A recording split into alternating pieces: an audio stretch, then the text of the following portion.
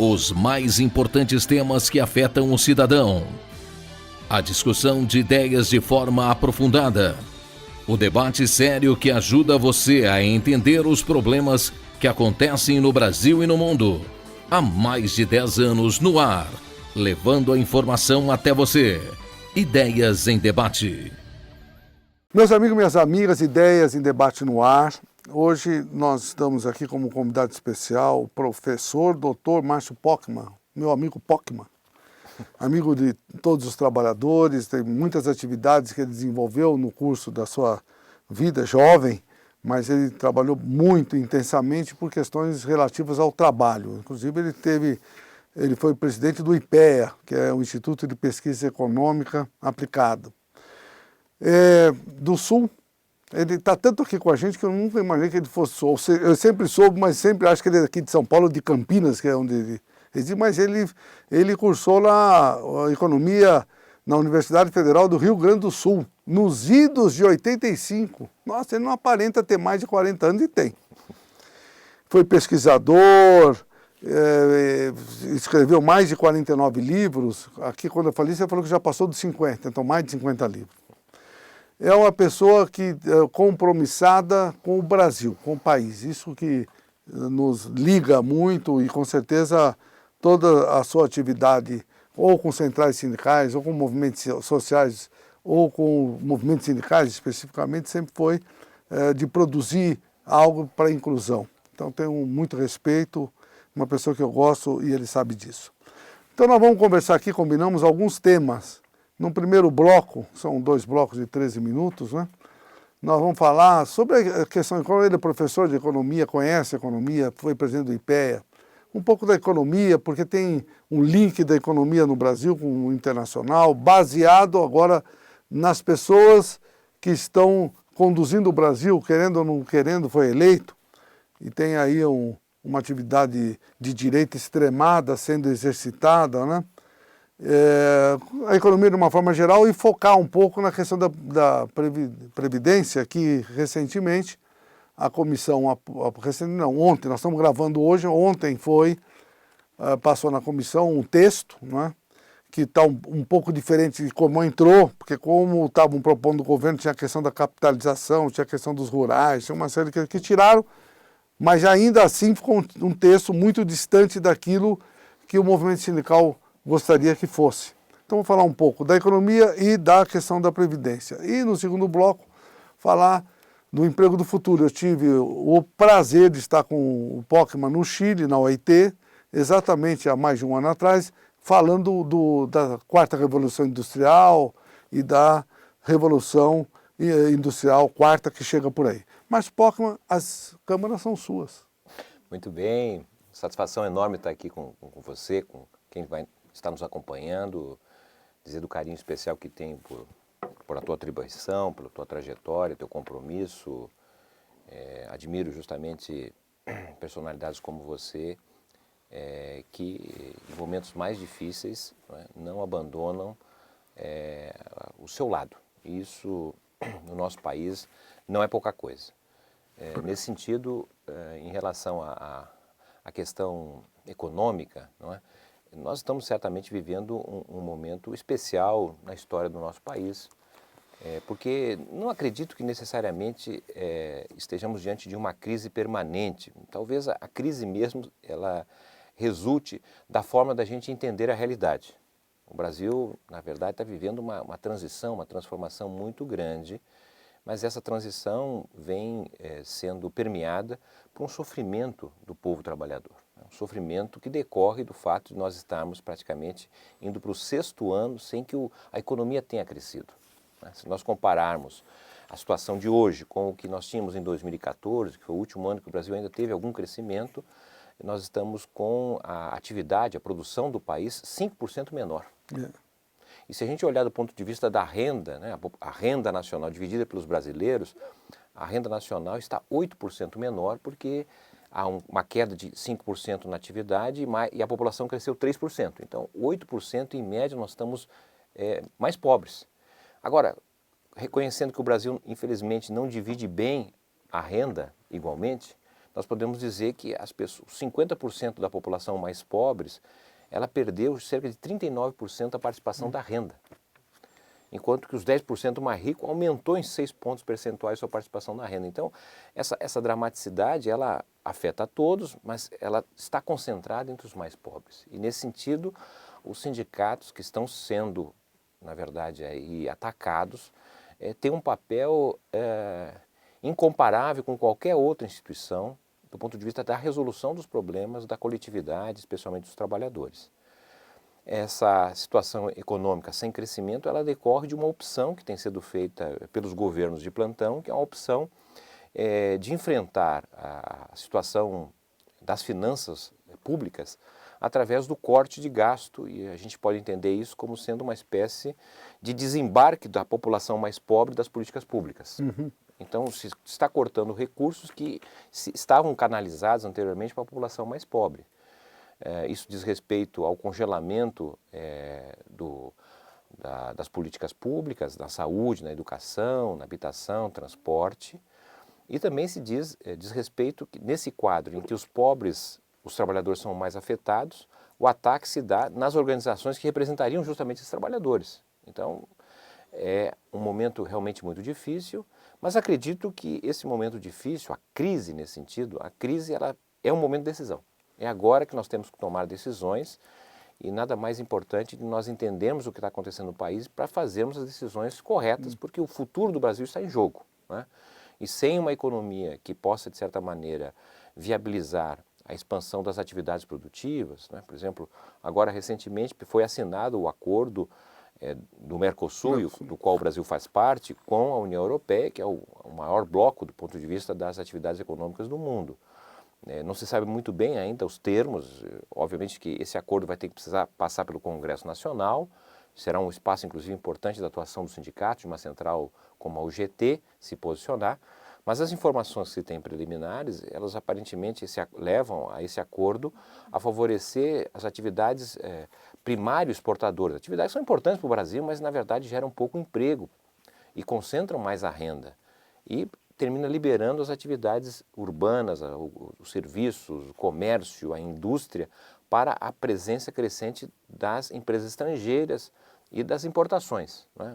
A gente até como consumidor, muitas vezes, deseja comprar algo importado que muitas vezes é melhor que o nacional. O problema é que isso só é adequado para quem tem renda. Agora, quem não tem dinheiro e depende do emprego, não é? Isso é um problema sério porque você substitui a produção nacional, o emprego nacional por importado. Então, é um problema muito sério e que merece, digamos assim, uma reflexão e uma ação muito pronta para tirar o país do atoleiro e voltarmos a crescer, porque o Brasil é um país de futuro, é um país com enormes possibilidades, mas aí tem um impasse político, né, que precisa ser resolvido, porque o impasse político, infelizmente, está atuando contra nós, os brasileiros. Muito bom. Eu até não tinha comentado, nós fizemos, a Centrais Sindicais, uma nota, porque nós temos muita preocupação com os desdobramentos do emprego. Sim. Porque essa é uma questão, tem a questão das vinícolas, das próprias das montadoras, tem uma série de situações que, na realidade, poderão valorizar não a nossa indústria, não o nosso emprego, mas a indústria dos europeus. Exato. E principalmente no que tange ao agronegócio, que é muito forte aqui, e lá na França, por exemplo, tem os subsídios governamentais. Sim. É uma questão muito complexa, né? Muito complexa. Esse tema é muito interessante, que eu acho que nós vamos, com a nota das centrais sindicais, tentar capilarizar para os trabalhadores compreenderem uma situação que ainda vai passar pelos congressos, não é uma coisa simples e está sendo valorizada demais pelo governo sem que haja uma compreensão, como você mesmo disse, por todos nós. E a questão da Previdência? Então, nós, nesse momento singular da nossa história, também estamos vivendo uma transição demográfica, não é? Há uma redução do número de brasileiros que nascem, né? Uma queda, chamada queda na taxa de fecundidade, as mulheres vêm tendo cada vez menos filhos, e isso vai fazendo com que a população vai se acomodando, né? As últimas eleições, agora em 2018, por exemplo, pela primeira vez no Brasil, os eleitores de 60 anos e mais foi em maior quantidade do que os eleitores de 18 a 24 anos de idade. Então, há uma mudança etária no nosso país. Essa mudança inclusive, pode ser alterada se nós tivéssemos uma política demográfica de estímulo à natalidade. Por que um país de dimensão continental como o nosso precisa ter no máximo 248 milhões de habitantes? Não pode ter 300, 350 milhões. Isso é possível, depende, na verdade, da política demográfica, depende da forma com que o Brasil abre ou não as possibilidades de acesso a imigrantes. Nós somos um país de imigrantes, praticamente, né? Foi construído aqui com europeus, brancos, mas também os africanos, os negros e os índios, que aqui dominavam já há 500 anos e mais atrás. Portanto, essa questão demográfica ela é importante, mas eu diria assim que ela não é tão decisiva como se argumenta em relação às necessidades de fazer uma mudança brusca. Não é? Quando se fala de reforma da Previdência, e vamos lembrar que desde 1988, quando se estabeleceu a nova Constituição e implementou um novo regime que não é só de previdência, não é só para as pessoas com mais idades, que já trabalharam, mas é o chamado regime da Seguridade Social. Né?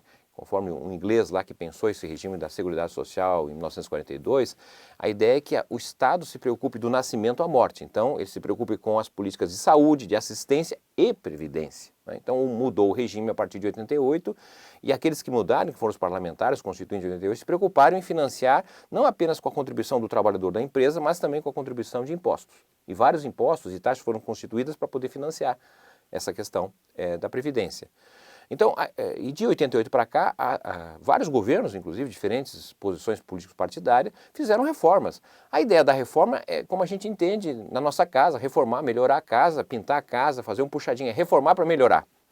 O problema é que o que está colocado agora, nos parece, não é bem uma reforma para melhorar, mas está apontado, parece uma deformação de um sistema anterior. Essa deforma termina justamente, na prática, indo no inverso do que o argumento que o governo tem utilizado, porque é um argumento que é para combater privilégios, por exemplo, não é? Mas quando a gente vai ver na prática o que está sendo ali votado, pelo menos passou como parecer, de fato não há um ataque aos privilégios, né? Na verdade o que está havendo é um ataque aos direitos, sobretudo dos mais pobres, porque do volume de recursos que se quer economizar com a Previdência, vai sair justamente do trabalhador de salário mínimo.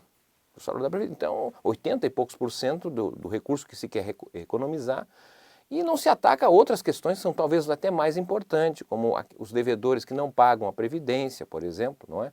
E outras formas que nós teríamos, digamos assim, que foi adotado por outros países. Então, o que está em jogo é se reforma precisa fazer, claro que precisa fazer. Nós todos fazemos reformas ao longo do tempo, para atualizar, para melhorar o que temos, mas não para destruir. Não, vamos fazer um rápido intervalo e vamos ver se nós vamos ter tempo para falar um pouco mais da questão da Previdência, porque também o outro tema é muito importante para todos nós, o futuro do emprego. Até já. Terceiro mutirão de empregos. O Sindicato dos Comerciários de São Paulo, no dia 26 de março de 2019, começou essa grande ação com vagas sociais, onde alcançou 6.000 vagas de emprego nas empresas da capital, gerando assim grande expectativa de oportunidade nas pessoas desempregadas. O Vale do Anhangabaú ficou tomado e alcançou a marca de mais de 15.000 pessoas nas filas se candidatando às vagas de emprego. Infelizmente, a capital tem mais de 1 milhão de pessoas desempregadas, 15% dos cidadãos que moram na cidade. O terceiro mutirão do emprego que os comerciários de São Paulo, o GT e os padeiros de São Paulo estão desenvolvendo na nossa querida capital de São Paulo. É muito triste quando a gente mostra a cara do desemprego. 15.000 pessoas vieram aqui buscando oportunidade. O povo brasileiro quer trabalhar. O povo brasileiro quer uma oportunidade, merece o respeito.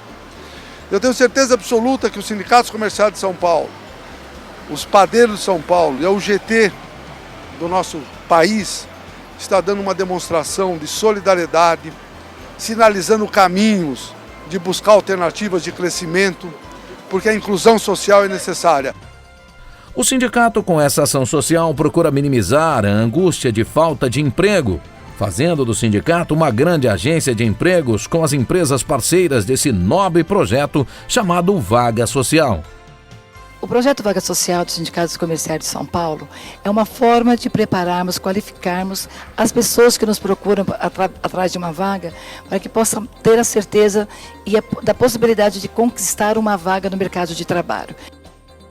O evento contou com a participação da Prefeitura Municipal de São Paulo, Fiesp e Governo Estadual, onde os mesmos participaram com grandes ações, encaminhamentos e até realizando cursos de qualificação para os trabalhadores obterem as vagas de emprego que requer qualificações específicas nos setores da indústria e comércio. Queremos dignidade, qualidade de vida e um mundo melhor, mais justo. E isso passa por emprego, onde o trabalhador se sente digno, feliz e em uma situação de igualdade na sociedade, gerando seu próprio bem-estar e sonho no futuro de dias melhores.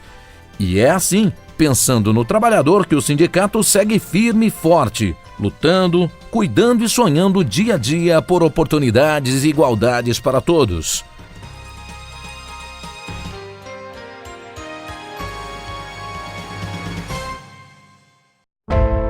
Sindicato dos Comerciários de São Paulo. Suas atuações, lutas, conquistas e benefícios para todos os trabalhadores. Você, trabalhador e trabalhadora comerciária, conheça tudo o que o seu sindicato faz e tem para você e sua família. O sindicato te representa nas negociações coletivas, buscando sempre melhorias e manutenções de cláusulas sociais, negociando com 16 sindicatos patronais, onde representamos todos os trabalhadores de shoppings, supermercados, concessionárias e todos que trabalham no comércio da cidade de São Paulo.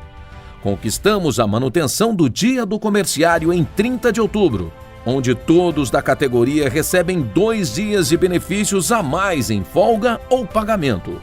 Você sabia que o sindicato dispõe de mais de 20 advogados e que no ano de 2015 foram atendidas 23 mil pessoas e abertos 2.137 processos trabalhistas, civil e familiar? O sindicato tem convênio com mais de 100 instituições de ensino, cursos e faculdades com descontos de até 50%. Isso tudo é para você, comerciário. No atendimento ao trabalhador para o benefício da aposentadoria, o sindicato fez 2.000 atendimentos e conseguiu aposentar 228 pessoas totalmente de graça. Essa assessoria é para você. Em questão de saúde, o sindicato é campeão e por isso toma um grande cuidado com os comerciários, tendo um prédio de 8 andares na Vila Clementino, totalmente voltado para a área médica, com equipamentos de última geração, como mamógrafo, densitometria óssea para todos os comerciários, fazendo os exames e se prevenir de doenças. Fizemos mais de 204 mil atendimentos entre ambulatório médico, sedes e subsedes. E você, comerciário, conta com uma farmácia no ambulatório para retirar seu remédio se lá estiver totalmente de graça. Nossa área de lazer é completa, tanto na praia ou no clube de campo com total infraestrutura para você e sua família. No clube de campo temos piscinas, pedalinhos, quadras de futsal, campo de futebol, chalés para você e sua família. Na colônia temos também uma linda piscina, temos quadra de bocha, playground para as crianças e muito mais. Uma ótima estrutura de hotelaria para você ter dias de tranquilidade e alegria com seus familiares. O sindicato faz um grande ato em defesa dos direitos das mulheres, Mulher com Vida, sempre no mês de março, com ação direta à mulher comerciária, pelo seu empoderamento e igualdade na sociedade, tornando-a mais justa e igualitária. E esses momentos de crise que vivemos hoje, o Sindicato dos Comerciários vem inovando e fazendo multirões de emprego, trazendo diversas empresas em todas as áreas de trabalho, para o sindicato ofertar em uma semana diversas vagas de emprego aos milhares de desempregados em ação cidadã, que conquistou em 2018 mais de 5 mil novas recolocações de postos de emprego em São Paulo.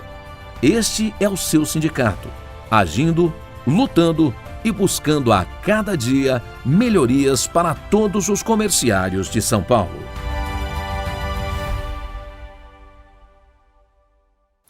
Meus amigos e minhas amigas, voltamos Ideias em Debate com Márcio Pockmann, que no primeiro bloco fez vários comentários de temas econômicos, previdenciários, e agora nós vamos falar um pouco de uma questão que valorizamos muito as centrais sindicais, a UGT em especial, que é o tema do futuro do emprego, a quarta revolução industrial, E em especial comércio e serviço, que são os nossos filiados, são muitos de empresas de comerciários, aceio e conservação, telefônicos, terceirizados. E essa quarta revolução, ela vem muito nessa área em especial. Ela vem tudo, mas nessa área. Nós já temos muitos mercados que têm o caixa sem caixa, as vendas, o e-commerce já representa mais de 30% a 35% dessas vendas, que são, na realidade, as pessoas quando falam por telefone são atendidas por computador. Tem no Itaim, já em São Paulo, uma loja que não tem funcionários, enfim, dá uma mudança muito grande. E é uma preocupação que a OIT, e você que já trabalhou como consultor da OIT, não é? Essa preocupação não vem de agora, já vem de algum tempo para cá, mas agora, de forma muito forte, ela vem colocada e como uma preocupação. No Brasil, com 13 milhões e meio de desempregados, com 5 milhões de desalentados, e potencializado essa entrada da quarta revolução, o que fazer? Qual é o papel do sindicato? Nós fizemos um mutirão do emprego, não sei se você viu, vieram 15 mil pessoas, foi o terceiro, temos muitas vagas, nós temos uma vaga social aqui. E estamos junto com o governo do estado, o Senai, Senac, buscando alternativa de qualificação, que a meu ver é uma das questões que o movimento sindical ele deve trabalhar com mais força. Então a sua visão e o que passar para aquelas pessoas do outro lado da telinha, a questão da quarta revolução industrial. O emprego é central na nossa vida, né? A nossa vida é organizada em torno do emprego, mas também família, tempo livre. E há, na realidade, uma controvérsia muito forte em relação ao futuro do emprego. O que tem predominado, de maneira geral, é uma visão negativa do futuro e depositando na mudança tecnológica a principal responsável por um entendimento de que a revolução tecnológica vai retirar, ceifar muitos empregos, né? Então, eu já gostaria de colocar aqui uma outra forma de ver a realidade, né? Essa não é a primeira revolução, você falou aqui em quarta revolução, ou seja, no sistema econômico capitalista, a revolução tecnológica, a mudança tecnológica, ela é um elemento intrínseco à própria competição entre aqueles que são os empresários, os proprietários, porque a competição, ele exige você mudar a tecnologia para poder introduzir novos processos, novos produtos com custos menores para ganhar o mercado do outro. Então, isso faz parte, é inexorável, né? Todavia, quando a gente vai analisar de maneira geral as mudanças tecnológicas anteriores que nós tivemos, elas de certa maneira ceifaram os empregos de maior escolaridade e de maior remuneração. Não necessariamente os empregos de menor salário e remuneração, né? É claro que as mudanças tecnológicas que tivemos, lá a primeira revolução, 1750, a introdução do tear mecânico, quando substituiu as antigas rocas de fazer o tecido, né? Quando se introduziu o motor a vapor, né? Que permitiu o surgimento da locomotiva, por exemplo, isso significou o desaparecimento de muitos trabalhos que estavam vinculados à indústria têxtil, por exemplo, né? Ou mesmo setores de transporte, né? Mas ali o que aconteceu é que nós tivemos a solução desse contingente de pessoas que perderam o pós-trabalho, a solução foi dada pela migração, né? Isso lá em 1800, 1900, as pessoas saíram da Europa, que era onde havia maior mudança tecnológica, e vieram para a América, para os Estados Unidos, aqui, os vários países latino-americanos, ou mesmo até para alguns países da Ásia e África, né? Depois nós tivemos uma segunda revolução, que foi lá pelo final do século XIX, quando é introduzida a energia elétrica, o motor a combustão, o automóvel, a aviação, o petróleo, enfim, um salto importantíssimo, mas também que resultou numa economia de empregos. Também gera empregos, mas reduz de outro lado. A solução foi dada basicamente com a participação efetiva dos sindicatos, dos partidos políticos em construir políticas públicas para incorporar uma parte daqueles que não tinham emprego no setor privado, no setor público. O Estado aumentou de tamanho, o Estado passou a se responder pela educação, pela saúde, pela habitação, transporte, que antes ele não respondia. Então o Estado, por exemplo, nos Estados Unidos, né, o emprego público responde por 16% total dos ocupados. Emprego público civil. Porque se você colocar o emprego público militar, eles têm muitos militares, chega a 22% de todos os ocupados são empregados pelo Estado, diretamente, né? Aqui no Brasil, quantos são? 11%. Nossa, você fala o contrário até. A impressão que você tem é que lá não tem isso, né, nos Estados Unidos. Quando você vai olhar os dados, você percebe. Isso nós estamos falando dos Estados Unidos e Brasil. Se você olhar a França, nós vamos a 35% da população está empregada no Estado. Isso é Se nós formos falar saber. nos países escandinavos, a Suécia, Suécia, Dinamarca, Finlândia, nós chegamos a 50% dos ocupados são diretamente contratados pelo Estado. Né? Então, o que eu quero chamar a atenção é que foi muito importante o papel que o Estado teve, e isso só se deu através da decisão pelo parlamento, pela pressão dos sindicatos. E muito importante também foi a regulação do mercado de trabalho, a criação do direito ao trabalho. Por exemplo, os contratos de trabalhos, né, que começaram ali no início do século XX, né, que estabeleceram, por exemplo, a jornada máxima de trabalho. Vai trabalhar 70 horas por semana ou trabalhar 48 horas.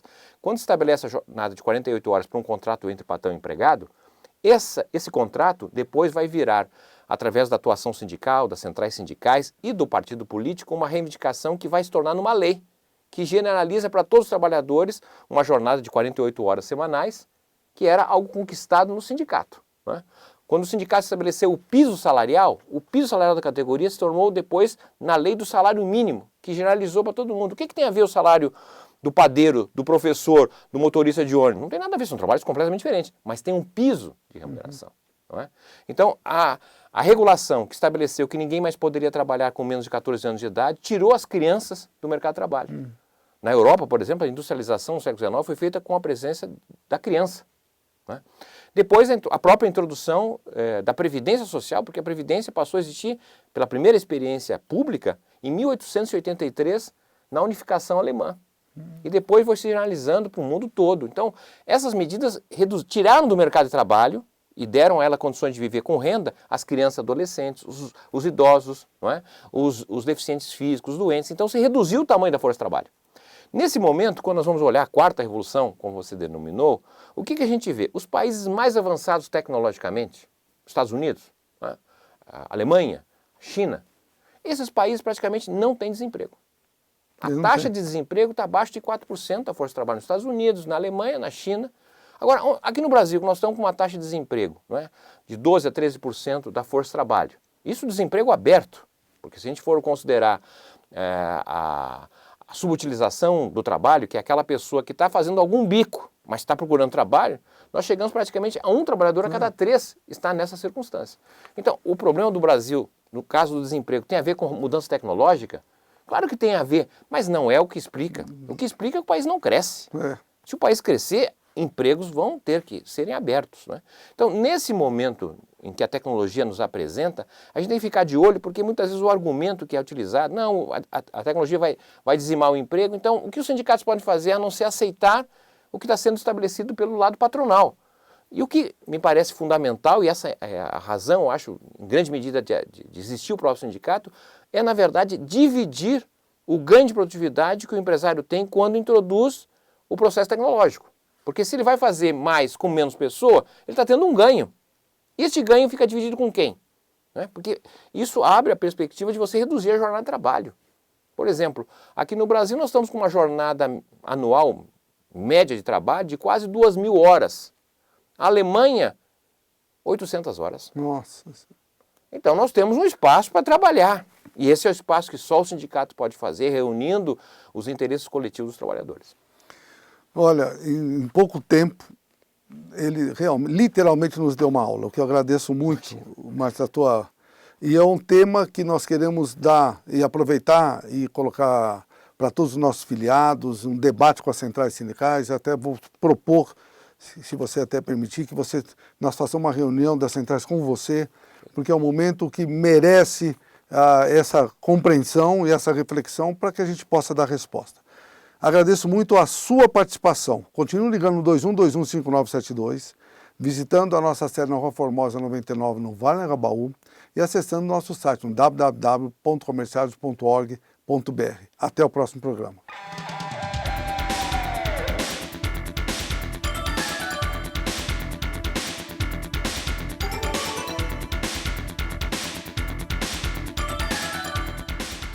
Os mais importantes temas que afetam o cidadão.